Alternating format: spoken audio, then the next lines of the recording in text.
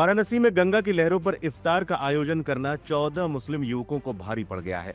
Court ने इस मामले को बेहद गंभीर और गैर जमानती करार देते हुए सभी आरोपियों की जमानत याचिका खारिज कर दी है। विवाद की शुरुआत तब हुई थी जब सोशल मीडिया पर एक वीडियो वायरल हुआ था, जिसमें कुछ युवक गंगा के बीचों बीच नाव पर इफ्तार करते नजर आ रहे थे। भारतीय जनता युवा मोर्चा के नगर अध्यक्ष रजत जायसवाल ने इस पर आपत्ति जताई और पुलिस में शिकायत दर्ज कराई। आरोप लगा कि इन लोगों ने आस्था के प्रतीक गंगा नदी में चिकन बिरयानी खाई और उसके अवशेष पानी में फेंककर धार्मिक भावनाओं को ठेस पहुंचाई। शुरुआत में इन युवकों पर धार्मिक भावनाओं को भड़काने और जल प्रदूषण फैलाने जैसी धाराओं में केस दर्ज हुआ, लेकिन पुलिस की जांच के दौरान इसमें धारा 308/5 यानी मौत के डर के तहत जबरन वसूली की गंभीर धारा भी जोड़ दी। ये मोड़ तब आया जब नाव के मालिकों ने आरोप लगाया कि इन युवकों ने उनसे डरा धमका कर नाव छीनी थी। इसके अलावा आईटी एक्ट की धारा 67 के तहत भी कार्रवाई की गई है। सोमवार को अपर मुख्य न्यायिक मजिस्ट्रेट अमित कुमार यादव की अदालत में सुनवाई हुई। बचाव पक्ष की दलील, वकीलों ने कहा कि आरोपियों को निजी दुश्मनी के कारण फंसाया गया। वीडियो में कहीं भी मांस खाने के सबूत नहीं है और न ही कुछ बरामद हुआ है। अभियोजन पक्ष की दलील, सरकारी वकील ने तर्क दिया कि अपराध गंभीर है और इसमें 10 साल तक की सजा हो सकती है। साथ ही शिकायतकर्ता को जान से मारने की धमकी मिलने की भी बात सामने आई है। कोर्ट का फैसला, कोर्ट ने माना कि अपराध की प्रकृति गंभीर है और फिलहाल जमानत देने का कोई पर्याप्त आधार नहीं है। फिलहाल ये सभी 14 आरोपी वाराणसी जेल में बंद है। पुलिस की जांच अभी जारी है और इस मामले में शहर में धार्मिक और कानूनी बहस छेड़ दी है। क्या आस्था के केंद्रों पर ऐसी गतिविधियां कानूनी अपराध है या ये एक महज गलतफहमी? अपनी राय कमेंट बॉक्स में जरूर बताएं। मामले पर राजनीतिक घमासान भी मचा हुआ है। हद तो ये हो गई कि बनारस में 14 मुस्लिम बच्चे एक कश्ती को लेकर उस पर रोजा खोलते हैं। क्या करते हैं? रोजा खोलते हैं। तो उनको क्या हुआ? फौरन उन पर केस बुक कर दिया गया। अब अगर कल मैं हुसैन सागर लेक में एक कश्ती लेता हूं, मैं बोलता हूं बोट पे रोजा, अब आजकल तो रोजा ऐसे तरीके से खोल रहे कि अल्लाह मालूम क्या होने वाला आगे जाके। हुसैन सागर पे आप कश्ती लिए, लाइफ जैकेट पहन लिए, रोजा खोल रहे आप, उसके बाद चिकन की बिरयानी खा ली आप खा लिए। आने के बाद पुलिस बोलती नहीं, आपने कानून का उल्लंघन किया है। और क्या किया आपने इफ्तार पार्टी खाई, बिरयानी खाई आपने, तो BNS 298, BNS 299, BNS 196, BNS 270, BNS 223। अरे किसी के मजहबी जज्बात कैसा मजरू हो रहे हैं? अगर गंगा में कश्ती में मैं खाना खाया तो किसके मजहबी जज्बात मजरू हो रहे हैं? किसी के भी नहीं हो रहे ना। पूरा गंदा सीवरेज आकर गिरता गंगा में, वो तुम्हारे को तकलीफ नहीं हो रही? ये बच्चे बेचारे लाइफ जैकेट्स पहने हुए, नौजवान है, बोले चलो आप कश्ती पे जाएंगे, रोजा खोले। आप उन पे केस बुक कर दिए, जेल में है बच्चे। वो नहीं, तुम मजहबी जज्बात को मजरू करे। क्या मजहबी जज्बात मजरू करे? अरे उनका जुर्म सिर्फ इतना है कि मुसलमान है। जो पूरा गंगा को जो गंदगी सीवरेज आकर गिर रहा, उस पर कोई किसी को फिक्र नहीं है। जो बड़े कश्तियां चलती, उसमें जो लोग पेशाब पैखाना करते, वो गिरता है, उसकी फिक्र नहीं है। बताओ कि क्या हो, सिर्फ तुम मुसलमान है, जेल में आपने उनको डाल दिया। ये इंसाफ है तुम्हारा? बीजेपी वालों बताओ। और तुम पसमानदा मुसलमान की बात करते हो, उसमें पूरे बच्चे सैफी हैं, पसमानदा मुसलमान। उत्तर प्रदेश के इनसे ये नाइंसाफी की गई है। और क्या बोलते हैं कि उस बच्चों के वीडियो में किसी ने कहा आलमगीर मस्जिद, वो आलमगीर मस्जिद है वहां पर। नहीं, कैसा बोले तुम, मस्जिद का नाम कैसा लिए? अरे बाबा, वो नाम उसका आलमगीर मस्जिद है। तुम्हारे अब्बा के अब्बा के अब्बा के दादा पैदा होने से पहले वो आलमगीर मस्जिद है और सुबह क़यामत तक रहेगी इंशाअल्लाह ताला। मगर आप बोले नहीं, कैसा बोला उसने वीडियो में? मेरे अजीज दोस्तों और बुजुर्गों, हर चीज में मजहबी जज्बात हमारे मजरू हो गए। नहीं, हमारा त्योहार आ रहा, गोश्त की दुकान बंद रहना, अंडे की दुकान बंद रहना, तो लाओ पैसे भी दो ना हमारे को। कुरैश बरादरी का काम गोश्त का कारोबार करना। आपके मजहबी जज्बात है। मेरा रमजान का महीना था, पूरे शराब की दुकानें खुली क्यों थी बताओ?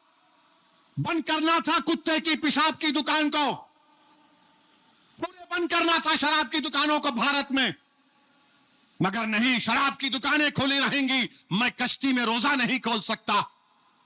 मेरे मजहबी जज्बात मजरू नहीं होंगे। बंद करो ना फिर। जा मेरा घर है, अगर मैं बोलूं मेरा घर है, होटल बंद रहना, बंद करेंगे आप? एक जमाना था हैदराबाद में, चाहे हिंदू और मुसलमान के होटल हो, आधा पर्दा लगाता था, मगर जमाने के हालात के लिहाज से वो भी खत्म हो गया। मगर ये काम हो रहा है। अब आप देखिए, मैं नौजवानों को कह रहा हूं, हिंदू नौजवानों को खास तौर से, आप बताओ, एक आंकड़ा आया कि भारत में 67% ग्रेजुएट जो हैं वो बेरोजगार हैं। 67% जो ग्रेजुएट हैं बेरोजगार हैं। और बोलो मोदी ये मोदी वो, खुश कर लो, तुम्हारे पेट में तो कुछ जा रहा नहीं, मगर तुम्हारे दिमाग में नफरत डाल दी गई असदुद्दीन ओवैसी के ताल्लुक से। 67% ग्रेजुएट भारत में बेरोजगार हैं, तो उनको लगा दिए काम पे, गौरक्षक बनो। अब हैदराबाद में अगर कोई भैंस लेके आ रहा तो रोक के मार रहे हैं। क्या कर रही है तेलंगाना की पुलिस? क्या कुरैशी अपना कारोबार नहीं कर सकेगा? कौन सा कारोबार करेगा कुरैशी, बताओ फिर? नहीं, आप वो करना चाह रहे हैं। मेरे अजीज दोस्तों और बुजुर्गों, फिर दिल्ली में उत्तम नगर है, मैंने पिछले हफ्ते जिक्र किया था। अब उत्तम नगर में आरएसएस से वाबस्ता तंजीमें बोल रही हैं कि ईद के दिन ईद मनाने नहीं देंगे, फुला कर देंगे, ये कर देंगे। कई मुसलमान अपना घर छोड़कर चले गए उत्तम नगर से। कोर्ट को जाना पड़ा, दिल्ली हाई कोर्ट को जाकर कहना पड़ा ईद तो मनाने दो सुकून से, हम रोजेदार हैं और ईद तो मनाने दो हमको। ये नौबत आ गई भारत में। जो मोदी विश्व गुरु की बात करते हैं, 19 करोड़ 20 करोड़ मुसलमानों को ईद नहीं मना सकते हम खुशी से। हमको धमकियां दी जा रही हैं। हमको कोर्ट को जाकर ईद मनाने के लिए कोर्ट को जाना पड़ा। बताओ बीजेपी, आरएसएस, मोदी, ये कौन सा रूल ऑफ लॉ है? ये कानून की बालादस्ती है कि मुसलमान को अपनी ईद मनाने के लिए हाई कोर्ट को जाना पड़ा। अफसोस की बात है। और हम अपने आप को कहते हैं कि थर्ड बिगेस्ट इकोनॉमी बन जाएंगे। ये चीज हो रही है। दिल्ली की पुलिस अमित शाह के मातहत आती है। क्या कर रहे हैं आप? कुछ नहीं कर रहे, क्योंकि मुसलमान हैं। वहीं पर मेरे अजीज दोस्तों और बुजुर्गों, गुजरात में यूसीसी का बिल लाया गया। अरे भाई, नहीं, आप शादी ऐसे करना। इस्लाम में शादी जन्म जन्म का साथ नहीं है। इस्लाम में शादी कॉन्ट्रैक्ट है। हमारे हिंदू धर्म में जन्म जन्म का साथ हिंदू भाइयों के पास, हमारे पास एक कॉन्ट्रैक्ट है। और निकाह नामे में अगर बीवी लिख दी कि मेरा शौहर दौलतमंद है, उसके पास डिफेंडर है,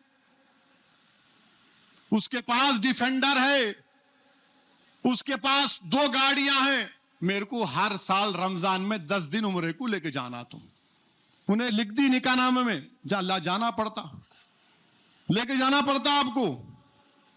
अगर बीवी बोल दी कि देखो तुम्हारे पास डिफेंडर है, बड़ा घर है, हाथ में रोलेक्स की घड़ी है, अच्छे जूते कपड़े तुम पहनते, हफ्ते में 3 दिन तुम होटल में खाना खाते, और 2 जगह पे जाके पान के डब्बे पे 200 रुपए का पान भी खाते, मेरे को तुम साल में 10 दिन उम्रे को लेके जाना पड़ता।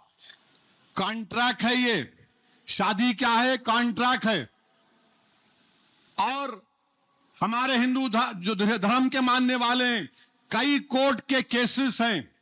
अगर बहू सास ससुर की खिदमत नहीं करी तो वो क्रूरल्टी है, वो उसकी वजह से उसका शादी खत्म हो जाती है। हमारे पास नहीं है।